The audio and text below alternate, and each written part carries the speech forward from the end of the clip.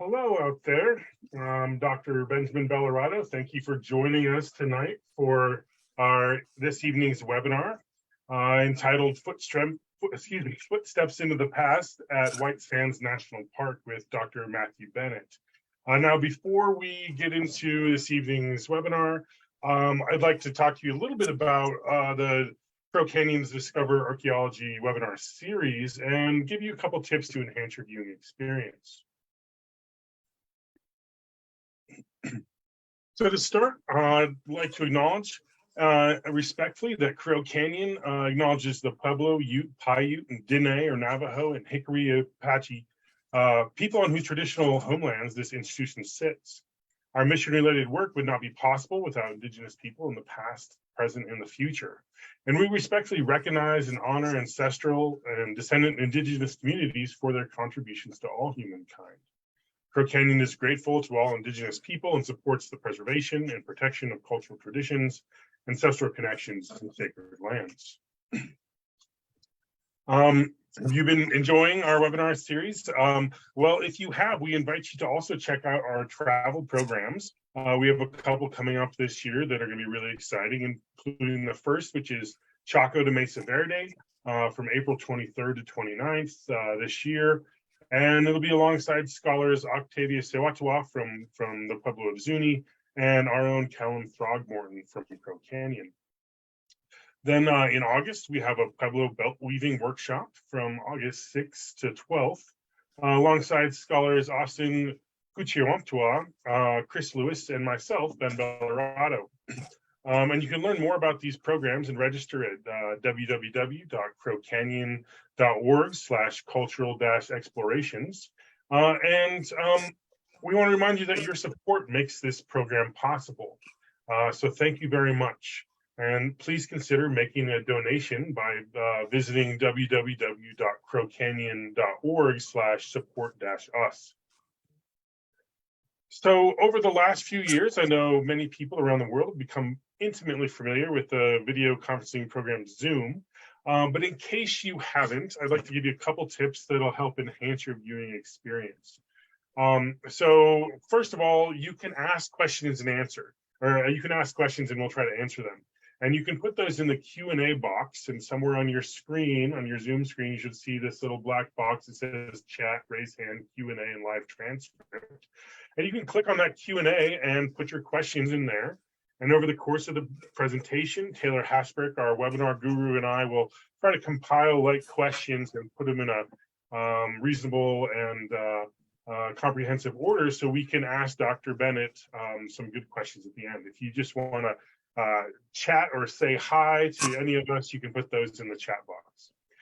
Secondly, if you're having difficulties viewing the live stream, you can head over to our Facebook page, crowcanyon.org/Facebook.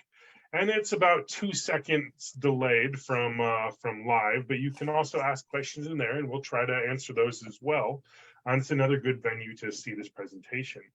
And then finally, we invite you to subscribe to us on our YouTube channel. And that's crowcanyon.org/YouTube. And on our YouTube channel, you'll be able to see past presentations from over the last 3 years of our webinar series. And eventually you'll be able to see tonight's webinar, most likely, pretty soon. And so you can watch it again and again and answer all the questions and fill in the holes that you might have missed. We ask you to like and subscribe to our YouTube channel because that helps us unlock additional features. We also have webinars every Thursday coming up for the rest of the year. Next week's webinar is Horses and Humans in the Early Historic North American West with Dr. Emily Jones. That's Thursday, February 23rd at 4 p.m.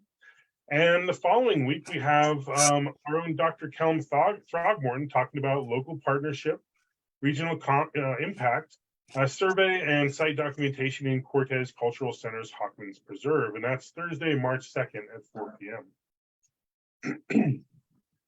So then without further ado, I'd like to introduce our speaker for this evening, Dr. Matthew Bennett. Now, Matthew's passions for geography comes from a childhood spent in Snowdonia, which is in the UK. And he has worked widely throughout the world on a range of projects, including glacial quaternary projects in the Arctic, as well as throughout the United Kingdom, funded by the NERC and the Royal Society of London. He's published widely on aspects of glaciology, sedimentology, geomorphology. In 2002, he joined Bournemouth University, and Matthew started to work in Mexico on problems in quaternary stratigraphy, environmental archaeology, and volcanic hazards. His work has been featured on a range of TV and radio podcasts, and he's known in particular for his work on the perfect sandcastle. He's the Dean of Applied Sciences at Bournemouth from 2007 to 2010. And in 2007, he joined the Kubi Flora Field School and started working on footprints, which he published on in 2009. Since then, he's worked throughout Africa with support by the NERC, and he's published widely on ancient footprints. In 2015, Matthew was awarded an innovation grant by the NERC to translate his book on footprint research into a practical tool for forensic scientists. And this work was supported by the UK Home Office and the National Crime Agency and led to the launch of DigTrace in 2016. He currently holds a KTP with Blue Star Software, who manages the National Footprint Database on behalf of the Home Office. In 2018, he wrote a textbook on forensic ichnology with his long-term collaborator, Mersin Budka. Matthew started work at White Sands National Park in New Mexico in January 2017, and his work has led to a paper in Science in 2021, providing evidence of human presence in the Americas during the last glacial maximum. Matthew also is an accomplished digital landscape artist who regularly exhibits work in Snowdonia.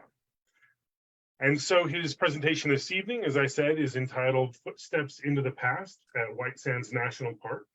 And so I'd like to give you a warm welcome and thank you very much for joining us this evening. And I'll go ahead and turn it over to you, Dr. Bennett. Oh, welcome, and thank you very much for the opportunity to talk to you today. I'm going to just sort out my slides, where they're hiding. There they are. And don't forget to share your sound when you share your screen today as well. I have remembered. Perfect, thank you. Okay, so let's just give me a second to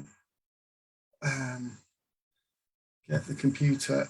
So can you see my slides? No? It's currently just, we're in a black screen that says Dr. Matthew Bennett has started screen sharing, but it's not pulled up your slideshow just yet. Okay, let's see what we can do. It says it's loading, so forgive me for a moment. There we go. I can see your PowerPoint now. Can you? Right. So you can't see it, can you? I can see your PowerPoint. It's just not in full screen yet. Interesting. Okay. Just give me a second. It always. Let's just give me a second. Let's put that up first. Too many screens, you see, is always the problem. That's always my undoing. Too many screens on the go at the same time. Let's see if we can find the right one. There we go, the right one. Yay, hopefully, can you see my PowerPoint now in full screen? Yes, that's perfect. Thank you. Right. Okay, sorry about that technical difference. Quite late at night here in the UK. It's just gone 11 o'clock at night. So you're not getting me at my best, I'm afraid. I'm a little bit sleepy. Anyway, so let's see if we can wake ourselves up and talk about these wonderful footprints from White Sands. So we're going to talk about the footprint resource here at White Sands. We're going to give a bit of context to it and talk about some of the more controversial aspects about how old they might be and take it forward, really. It's also important to recognize, as I'll point out, that this resource is rapidly eroding and that unless we actually preserve and conserve it in conjunction with a wide team of researchers, but also the indigenous peoples that are affiliated to White Sands National Park. And they have a major role and contribution in the work that we do. And I'm very, very proud of our interaction with just everybody really around this resource. And there's so much more we can do around that and hope to do as we go forward. So let's take ourselves forward into this. I'm a geographer, as Ben said. I've spent my life in mud, one form or another, in glacial deposits, but most recently in footprints. And I'm known for my work in footprints probably more than anything else. Now, as the intro said, I started to work on footprints White Sands in 2017. And for those that don't know White Sands, it is a truly, utterly amazing place. I'm just going to give you a couple of seconds of video to demonstrate just how it really is.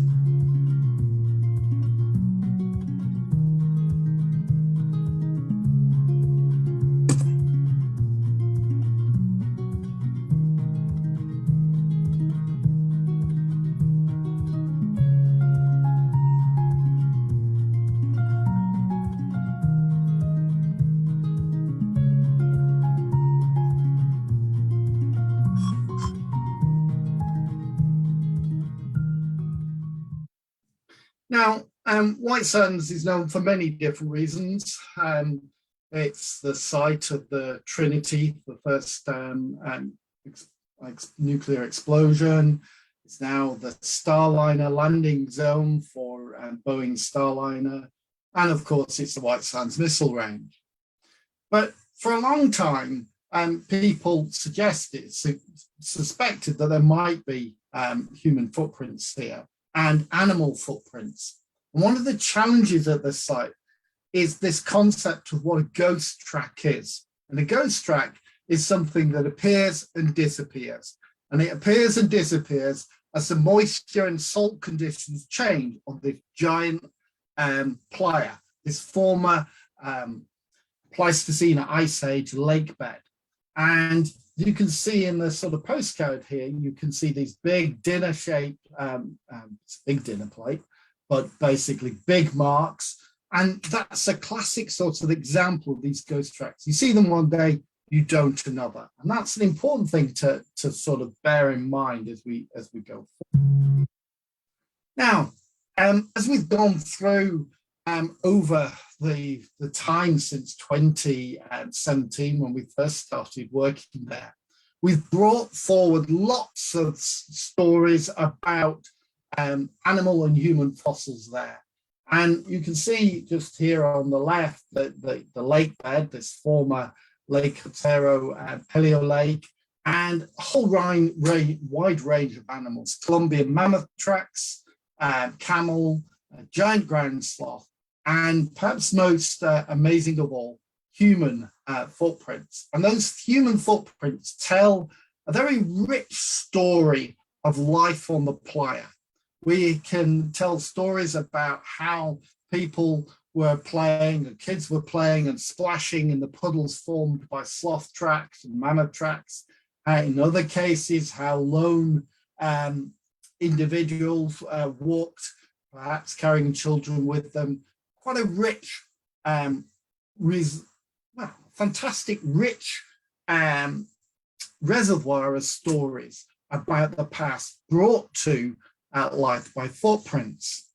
Now, in terms of what we get bear, we've got various dogs, we've got some cats, we've got sloth in there, camels, various Precipidon mammoths, and we have humans in there as well, in a rich sort of diverse assemblage of tracks. And one of the most important things about White Sands is that tracks extend over very large distances. Most fossil footprint sites in the world are relatively small, constrained to a few meters, maybe tens of meters at the moment. But some of these trackways at White Sands goes for kilometers, and you can trace the animal in true paleo tracking, just as you might stalk an animal today out on a playa in Africa, then and track it. You can do paleo tracking. And in terms of understanding the interaction of animals, this is really important. This is one of the most important things about White Sands that will come over, hopefully, in the talk. Now, if you look at the cross-section, a west to east cross-section, we've got the modern dunes, which is the beautiful white stuff, the gypsum dunes, for which White Sands is known. And then we have the former, the modern lake, but here are the sediments of the paleo lake. These sediments have been deflated and exhumed to a certain extent and moved up to form the dunes. It's not simply sort of cut this area out and then move it up here. It's a bit more complex than that. But essentially, we have a former lake bed or lake margin, and we have the deposition zone associated with it. Now, that zone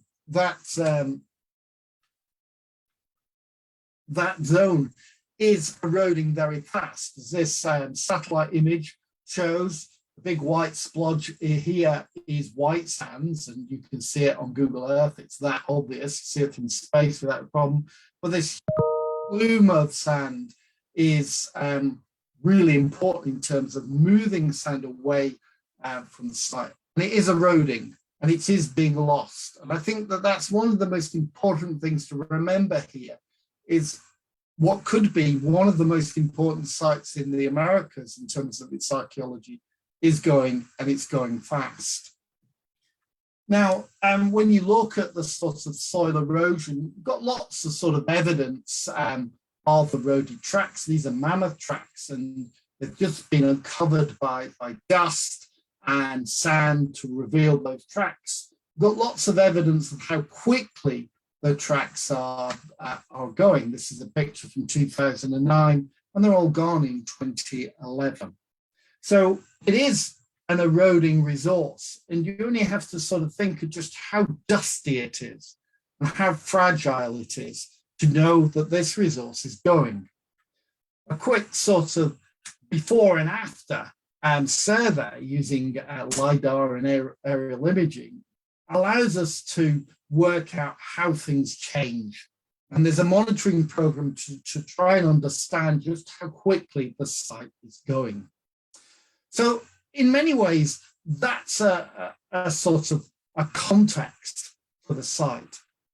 And it's really become to be known a bit more widely because of the work done in 2021, in which we were able to date the site using seed layers along and the tracks in context of those seed layers. I'm going to talk a bit more about that in a moment, but we're just trying to set the scene at the moment.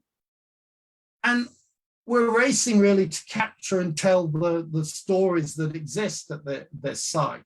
And it's an amazing team of people, from our Indigenous site monitors and collaborators through to folks from the USGS, to Arizona and other people, myself coming in, Cornell University, a wide range of folks coming together to share expertise and work collaboratively with Indigenous peoples to try and understand and tell these stories before they're eroded and lost.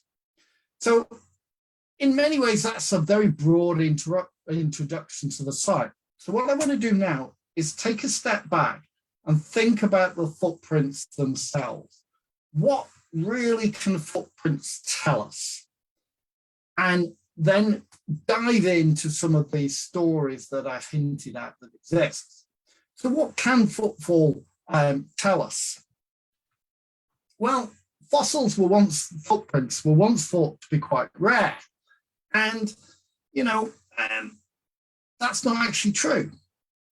they're actually really recently come to light, lots of footprint sites. As a graph here shows, the rapid growth in the number of footprint sites is incredible.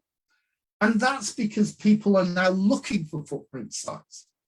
So let's think. I don't know how many people have done their 9,000 or 8,000 steps today, or who in the audience might monitor their steps, but I suspect some of you might monitor your steps. And if you actually do a simple calculation in terms of how long you might live and how many steps you might make on an average day, you come up with a colossal figure of 200 million potential footprints that you might make in a lifetime. Okay, and that's phenomenal. And put it another way, that's 200,000 chances that your footprint trace is going to be left somewhere. Now, most of those footprints never get recorded. You know, you make them on the beach, they might get washed away. You step out of the shower with wet feet and you leave footprints on the tile and they dry and evaporate and they're lost. But if you compare, you know, what is it, 206 bones in the human body, and you compare the relative preservation potential of all those footprints with how many bones, it's not surprising that there are a lot of footprints. And people like muddy locations. We like mud, you know, because mud is often where the resources are. It's a building resource. Water is where food resources can be found. So we often, as a species, are to be found around mud and water. We like mud, or I like mud. But anyway, so I think it's important to recognize that they're not rare. And this huge growth in the number of footprint sites and discovery of footprint sites is to be expected. I'm going to return to that in a little while. So what can they tell us? Well, the first thing to say is they can tell us presence. Yeah, I was here. They can tell us about activity and behavior, perhaps what people were doing at a site. They can tell us about the faunal associations. They might tell us about ecological interactions like hunting. We can work out biomechanics, how quickly people were walking, were they running, etc., etc. We can work out how many people might have been there leaving the footprints, stature, weight, biological sex, and we can also determine the age profile of people from their footprints. Now, if you have a very small footprint site, you can't tell very much. And most footprint sites are really small. They just allow you to say a human was here. If you have a little bit of a larger site, then maybe you can say a bit more. But if you have something that is, I think, quite unique or moderately unique, and we'll come back to that point, in terms of a site like White Sands, then you can say a huge amount. And it's the behavioral ecology, how things are interacting, that becomes really exciting, or is exciting to me about sites like this. So let's look at that behavioral ecology, what I consider to be the fun stuff. So when we started to work, or I started to work at the site in 2017, one of the pieces of work that we did early on was discover that we had the superimposed tracks. We had human tracks. This is a human track in the middle, sitting inside a sloth track. And it's not just one, because one might happen by chance, but we had lots. And it was clear that the human was actually walking in the steps of the sloth, actually extending their stride in order to place one foot in the stride there. And you think, well, what were they doing? Were they children playing? What was going on in this sort of scenario? When you follow that line of double tracks, we end up with what could be best described as a footprint scuffle, where the sloth tracks were quite disturbed. The animal was clearly rearing up onto its hind legs and twirling its arms around. And, you know, if you can see the little picture, you know, a sloth claw is pretty grim, fearsome, and twirling them around, swirling around. And we begin to build a story of what might have happened from the footprints. And a German film crew produced a rather colourful and rather dramatic animation of what we think those footprints tell us. So I'm going to play that for you and excuse just how dramatic it is.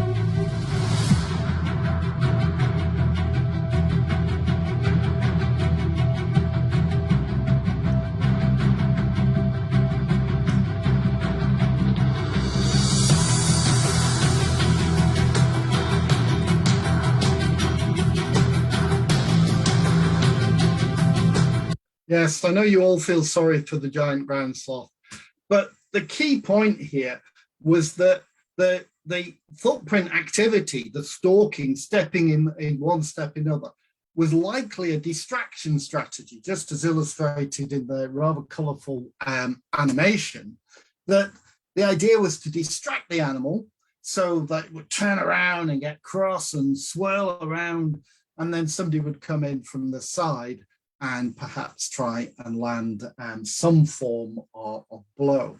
There's no animal there. There's no, death roll in the mud. It clearly walked away, and no sloth was hurt. Well, I can't say that in this particular story, but it allows us to interact in that sort of way. Now,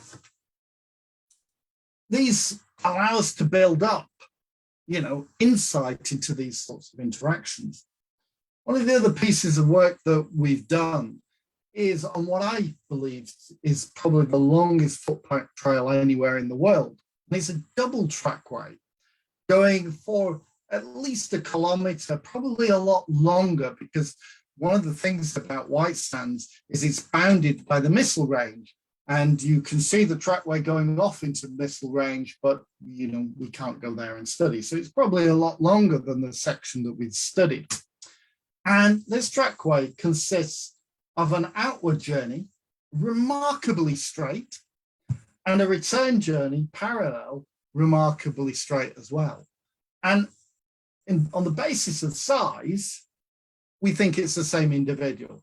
Yeah, it could have been 2 individuals of the same size, one walking in one direction, one walking in another, but likely the same individual. And it's very extensive, and they were in a hurry. We can work out the speed. They're walking really fast on this surface, which would have been slick mud at the time. One of the characteristic features of the outward journey is an awful lot of rotational slippage. It's a bit like skating, on ice, but they're skating on mud. And periodically along that journey, there are some very, very small child footprints of probably a child of maybe 2, 3, something of that old. And what we think is happening is that the individual, perhaps a woman, perhaps an adolescent male, we don't know, could be either, is in a hurry, carrying this child, occasionally putting the child down, so setting it down in front of them, leaving a couple of small footprints, then picking the child up, perhaps to readjust their position. Anybody who's carried a child for any length of time knows how tiring it can get on carrying somebody on the hip or on the front. So, and then the return journey, a few hours later, the return journey goes back, probably the same individual minus the child, we think, because the slippage characteristics are slightly different and there's no evidence of those child footprints. Now, as you sort of build that sort of story up, and you can see on the top of the panel just how ghost-like they are, and how when they're excavated, an amazing set of footprint trails. But what's really interesting is that they interact, they cross-cut with extinct megafauna. In this case, a series of mammoth tracks. So these big crater-like things here are mammoth tracks. And the outward journey, going in that direction, you can see the tracks here have been squidged, closed.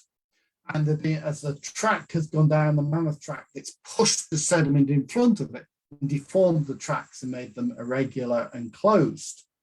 And then on the return journey, the individual has stood on top of the mammoth track. So you can place the two individuals together, and so it's got to be terminal Pleistocene for there to be mammoth there, and you are looking at that interaction. The mammoth is not in any way bothered by the presence of that human track. On the same trackway, there is an example of a more complex interaction. So here, the purpley sort of tracks, that's the outward journey going in that direction, and that's the returning green. But between the two journeys, a sloth has come in, entering in this direction. It's actually raised up onto its hind legs. It's done a sort of little circular dance and then plopped down and run away. And what we think's happening is that person walks, sloth comes in, the sloth can scent the human passage, actually rears up to scent the air, does a little look around, turns around, plops down and runs away. And then the person comes back and walks over those sloth tracks. And again, you're bracketing the interaction in this way. And it's telling you something about the awareness of, in this case, the giant sloth, ground sloth, to the human presence, which is an interesting sort of interaction. So I really like the behavioral interactions, and that's really where I would love to leave it if I could. But people always ask, how old are these tracks? How old are these footprints? And I think one of the things that I would say, first of all, is if anybody goes to the beach or anywhere that's sandy, riverbank or somewhere, and it's a popular destination, on a nice Sunday afternoon, people will come and go, and they'll leave footprints. And those footprints can be, of various ages. It becomes a palimpsest of footprints, and they don't all date from the same time. And that's the challenge at White Sands, is that we know that the humans were present with extinct animals in the terminal Pleistocene, but it's actually getting that interaction and knowing the age and knowing that many of these sites, may not be the same age. And therefore, when you get something that's datable, you are only dating the tracks at that one site. And it's a very important point to get over. But yeah, in some places we can date those tracks, and I've alluded to the seed layers as a potential source. Now, we started this sort of dating work quite late in the program, in January 2020, in fact. And one of the reasons for that was that it was quite hard to find locations where the footprints went into stratigraphic context, absolutely clear. We'd been to this site several times, and because I alluded to the fact that the tracks are ghost-like, sometimes they're visible, sometimes they're not. If the ground's too wet, when you scrape it back, you smear the sediment, it's not very clear what's there. You have to just get it right. And it wasn't until September 2019 that David Bustos, the resources manager at White Sands, a fantastic guy, absolutely brilliant guy, one of the best and one of the finest technologists in the Americas, as far as I'm concerned. And I went to that site and sort of thought, well, actually, we can see tracks disappearing into the hillside. And at that point, dating them became possible. We put together this team from the USGS, fantastic guys, Kathleen Springer and Jeff Pagati. They're absolutely top-notch in terms of geoscientists and the dating expertise. And we did this big excavation in 2020. And big trench, cut out in blocks. We removed blocks and then basically cleaned the sides, really for stratigraphy, but also on many of the surfaces, both on the base of the trench and laterally coming off layers like wings off the side of the trench. we found lots of footprint surfaces. January 2020, many of you'll remember, it was just the precursor to COVID. Interestingly, I was out there doing field work in January 2020, came home and got very ill, ended up in hospital with pneumonia. And, 6 weeks later, everybody was calling it COVID and we went into lockdown. So it did lockdown, and the pandemic impacted on us all. It impacted on this work in a big way. But we eventually managed to work through that, like everybody else, and started to come together to understand what was going on. So a couple of examples of tracks in the base of the trench, and that's a very nice right foot trench. And these little balls of seeds are not what we date. We don't date these balls of seed with nothing to do with these sort of balls of seed. We only date continuous layers of seeds. And there we go. And there we are, lots more footprints in stratigraphic context and so forth.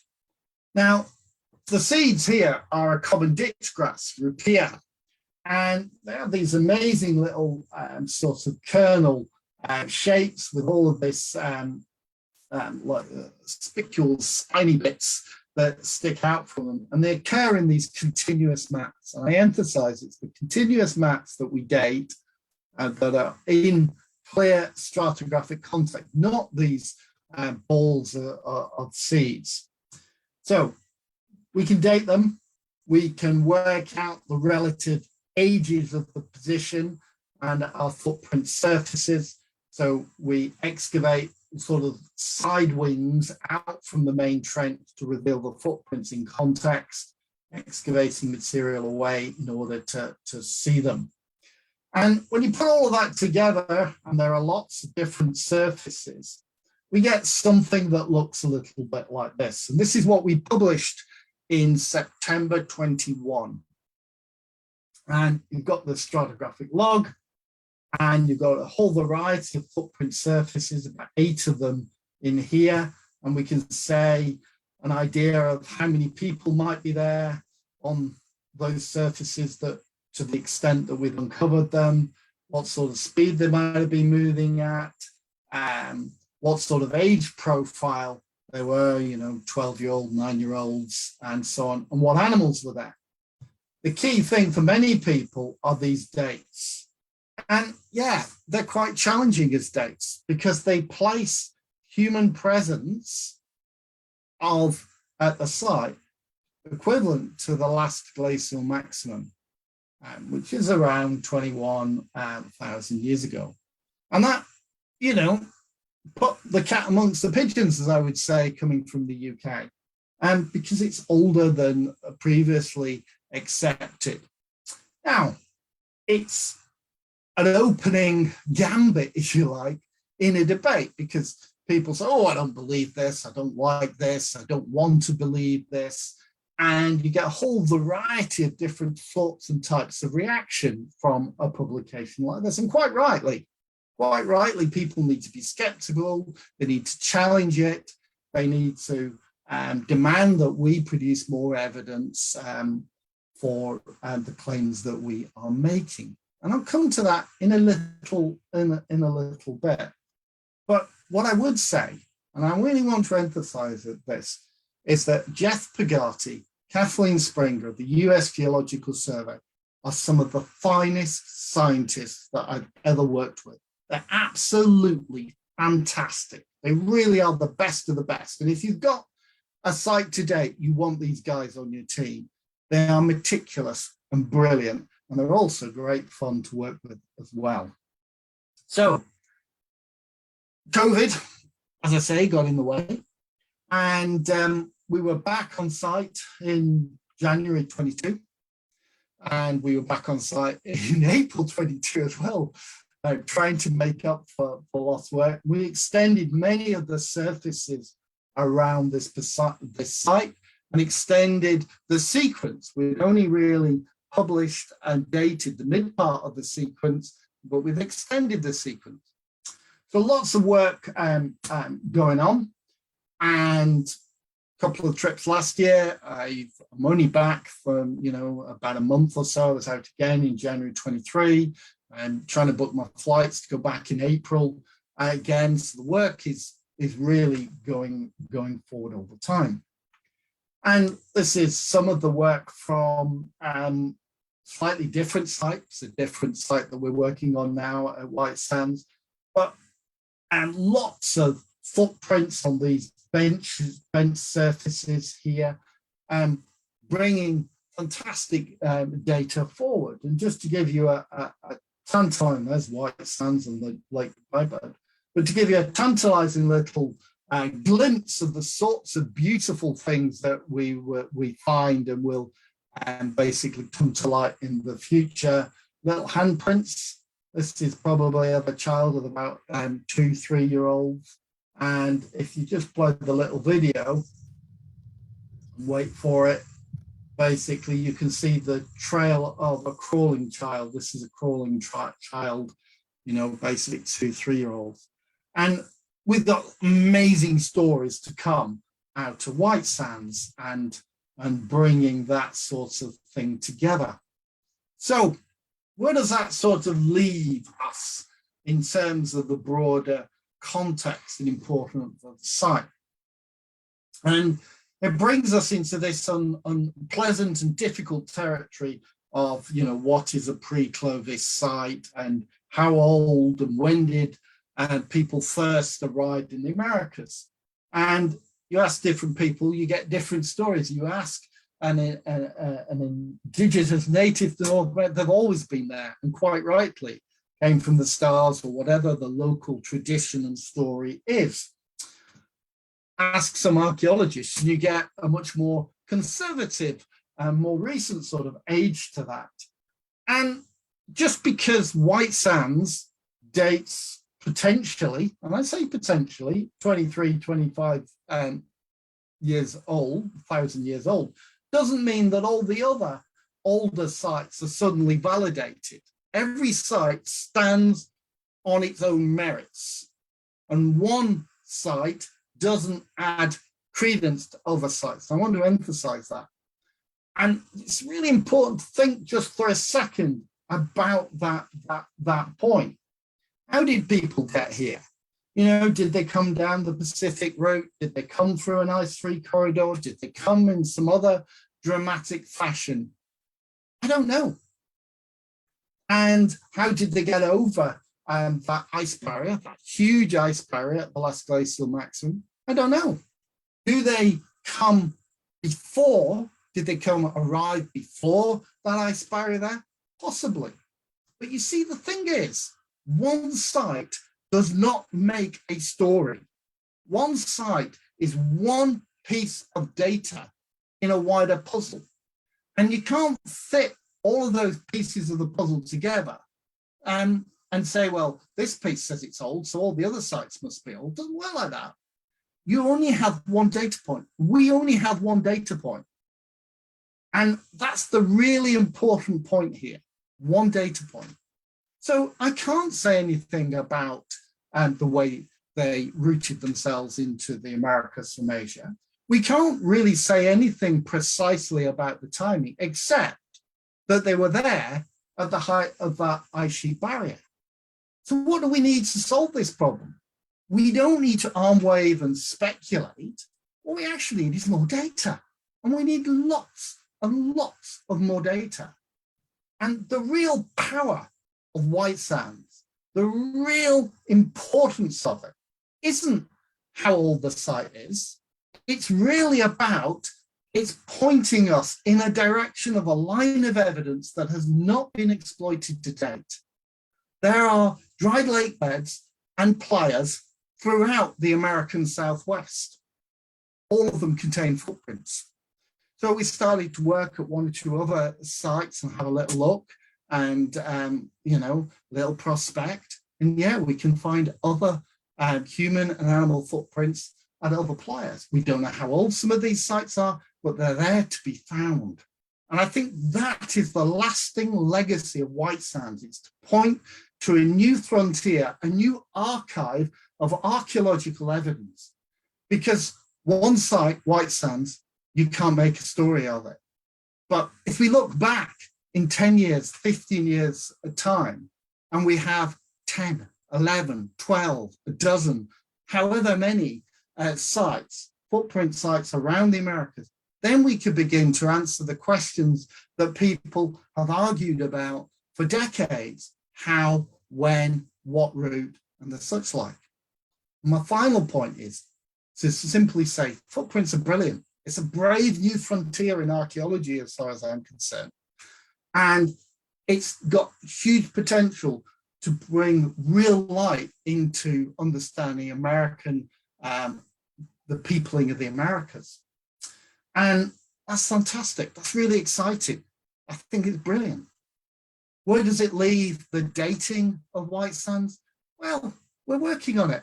And we're working on it very hard, because we know that we have a responsibility to the archaeological community to actually demonstrate and build confidence in the antiquity of our site. And Jeff and Kathleen Springer, Jeff Pagati and Kathleen Springer and the team are working very hard to do that. And there'll be more publications coming forth to verify and calibrate and to determine the dates that we have. And I'm not in a position to say any more about the forthcoming work, other than to say lots is coming. So watch this space for some exciting conclusions in the next 12 to 18 months. Okay, I've talked enough now, so thank you very much for hearing me out. Wow. Well, that was just an amazing synopsis and presentation, Dr. Bennett. Thank you so much. And just incredible visuals as well. And we've had a number of comments about what a great speaker you are, and just the whole package here. So we do have several questions, and so I'll go ahead and just jump into a couple of them. Let's see here. So one question was wanting you to clarify, how do you determine the sex of an individual from their tracks? Can you maybe explain a little bit of that to us? Okay. Right. It's not easy. That's the first one.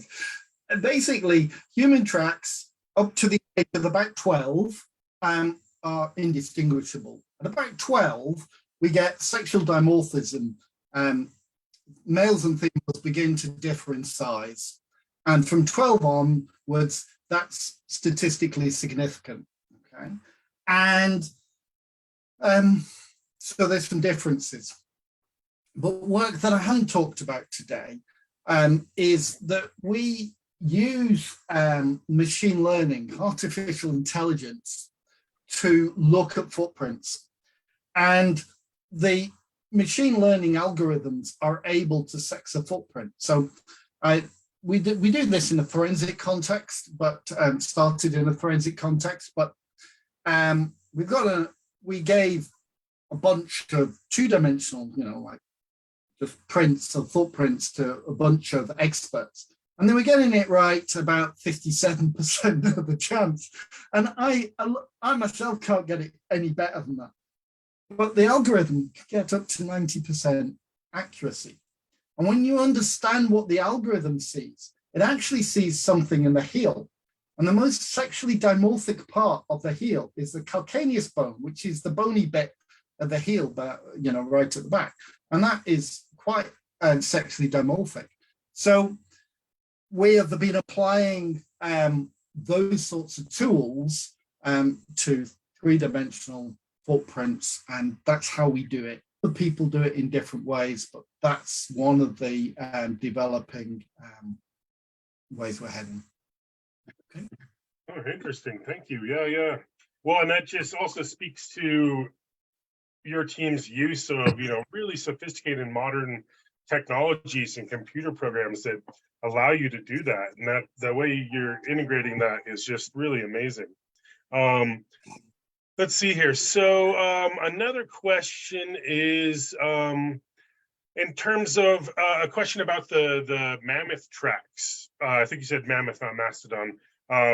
But just for our audience, how do those compare in size and gait to modern elephants? Is it a larger footprint and gait, or smaller, or how do those compare? So it varies on the size of the animal. Ultimately, that's one of the challenges here. So it depends on the size of the animal. But ichnologists, that's footprint experts, use modern elephant data to determine size age of elephants, and then they use that as an analog for mammoth. And that's what we but they're comparable. Big Colombian mammoth is a little bit bigger than your average African elephant. The Colombian mammoth is bigger than your woolly mammoth as well. It's a big beast. So have you able to compare, is that one of your methods to compare, say, modern elephant tracks to the mammoth tracks to kind of figure out some of those size differences? Yeah, some of those things are things that we do.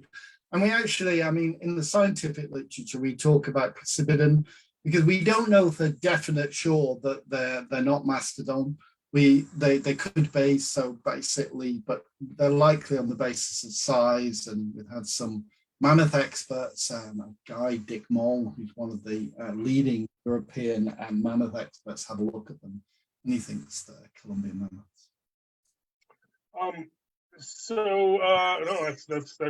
that's great. How about other sites? You mentioned that there's probably other sites with footprints. Yeah. Do you know of any, or where do you think people should be looking? I think somebody should be looking. I think you should all go out to your local playa and look for footprints, and that's what I think. And when I get excited, and I do get excited a lot, it's when I realize just how many footprint sites. I was over in January, and we went through a little day trip because the missiles were flying and the testing closed the park for a little while. We went to another playa not very far away, and within about 10 minutes of being on that site, we found sloth, mammoth, and human footprints. Don't know how old they are, but they're there. They're there to be found, and yeah, it's exciting. That is. I think that's the lasting legacy of white sands. So several people have asked, can tourists, the general public, go visit any of these trackways? Or unfortunately, the White Sands National Park is split in half. Half of it is in co-use with the military, and that's the flat bit out at Alkali Flats, and the public part of White Sands is the dunes, really. Now, that's a real challenge because basically people can't go out to the sites, but the Park Service has developed, and it's just going to go live, I think if it hasn't very soon, a whole new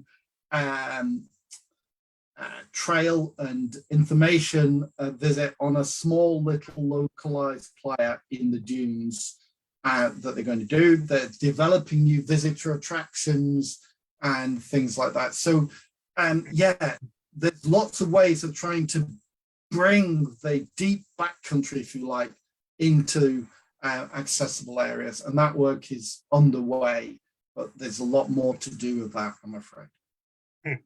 Interesting. And then there was another question about the preservation. You mentioned that at the beginning of your talk that a lot of these are being eroded away naturally. Is there a way, once you've excavated them, to enhance the preservation, or can you tell us anything about that? So we use a method, photogrammetry, and photogrammetry is a way of taking a bunch of pictures from different angles And what the algorithm, the computer software does is it creates a three-dimensional model, and it's very accurate. So the once we've excavated something, it gets photographed a bajillion times. We build these three-dimensional models, and those three-dimensional models are then stored and archived. And if you wanted to recreate the track, you could print it in 3 dimensions. And that's the challenging part of it. It is the only way to preserve what's there. These stories are amazing, absolutely amazing. And as the sands erode, they're being lost. And it really upsets me, because these are the history, the stories of indigenous peoples are being lost to erosion. And they need surfacing and bringing out and celebrating, and all the different interpretations, not just the sciencey ones, but the cultural and the social and the emotional ones need surfacing. There's nothing more important than touching a footprint. It is an emotional thing. We've all made footprints in our lives. Very few of us have ever made a stone tool in our life. So it's a much more emotional and emotive way of connecting to the past. And we need to preserve, we need to conserve, we need to capture and document these stories. Fascinating. We just have a couple more questions. I don't want to keep you too long since it's about midnight for you, right? Yes. There was a question: Can one potentially extract DNA from these footprints, or is that something that's not possible?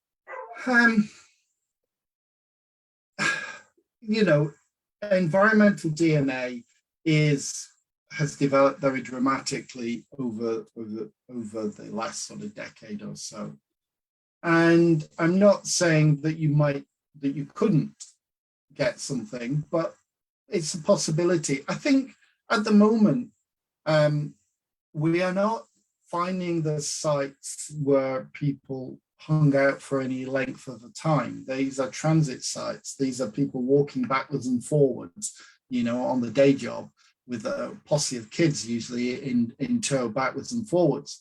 And, if we find, big if we find the hearths and things like that, maybe those are the places where there's a residence time. We might be able to pick up something like that. But one of the key things, and scientists are always guilty of this, of always looking for the next thing or the better thing or something else, rather than actually celebrating what we do have, which is lots and lots and lots of footprints and lots of stories and lots of interactions, and so we can understand a lot about the animal behavior, but also potentially how some of these animals were hunted and attitudes towards them. And I think it's what I call the lifeways of the playa, are the really exciting stories, rather than constantly looking for the next sexiest thing to bring to the site.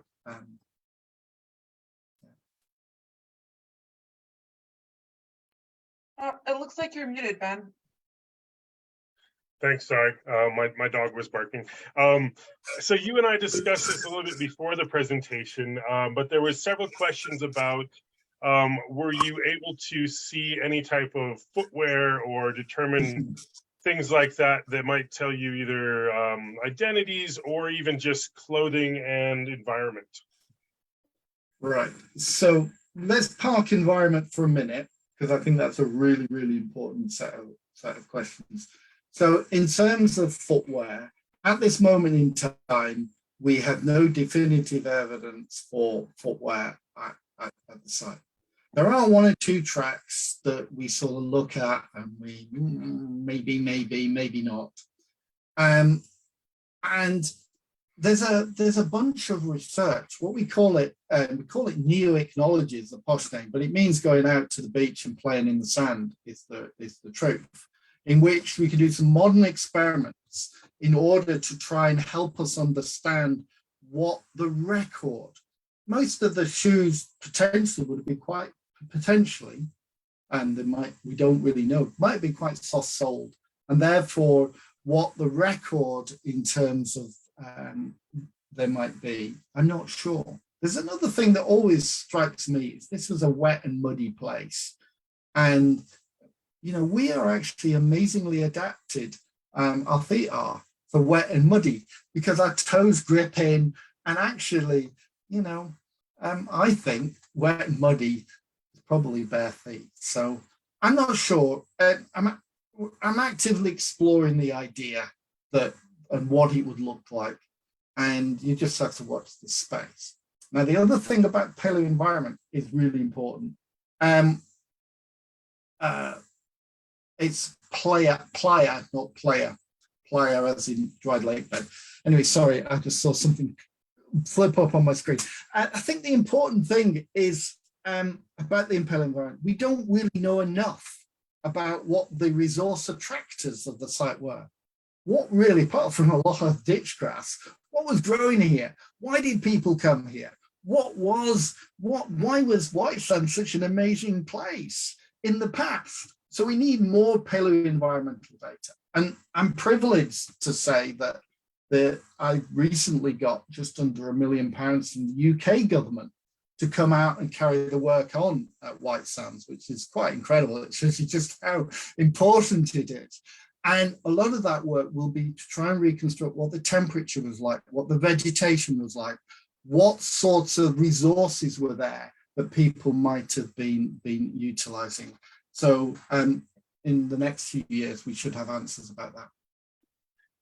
Great. Well, thank you so much. Well, there are a couple more questions, but they've pretty much refining things we've already talked about. And I know it is getting very late where you are. So we're going to go ahead and call it right now. But yeah, thank you so much for Dr. Bennett for sharing your incredible research with us.